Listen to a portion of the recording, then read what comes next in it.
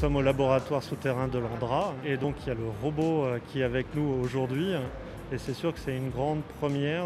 Ce robot, il va servir de vecteur à tous nos systèmes de mesure. Ces mesures, elles ont besoin parfois d'être portées au plus près de la roche. Et aujourd'hui, la possibilité d'avoir un robot tel que SCAR va nous permettre de mieux réaliser ces mesures. Les premières applications, on veut qu'elles soient relativement, on va dire, terre à terre, si je peux me permettre. Donc il va y avoir tout ce qui est ronde, donc surveillance, on va dire, de manière un peu automatique d'un site. Avec les capteurs qu'on peut embarquer dessus, il va être à la fois capable de mesurer l'évolution du système et puis peut-être d'agir aussi s'il détecte quelque chose d'un peu particulier, remonter une alerte ou aller regarder ce qui se passe.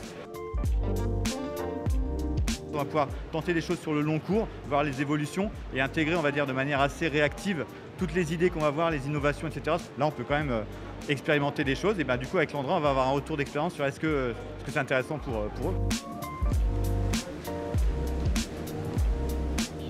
On découvre l'informatique d'une manière moins théorique que d'habitude, plus pratique là vraiment.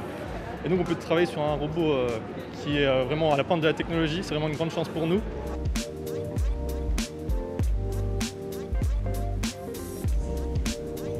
Cette journée, précisément, est une journée importante. C'est la journée de la signature de la chaire de robotique et d'intelligence artificielle en environnement complexe. L'objectif de ces recherches, c'est de pouvoir disposer dans CIGEO d'outils robotiques et d'intelligence artificielle au service principalement de la surveillance et de l'observation de l'installation souterraine. Donc nous préparons ces outils modernes dès aujourd'hui de manière à ce qu'ils puissent être mis en œuvre dès le démarrage du projet CIGEO.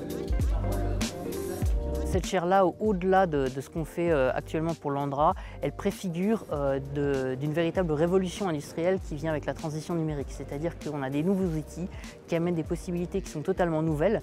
Et ça va changer profondément la façon de travailler et l'organisation dans les entreprises et dans les industries. Je crois que là, on est vraiment aux prémices de ce qu'on pourrait qualifier d'industrie 4.0 appliquée au monde de l'Andra.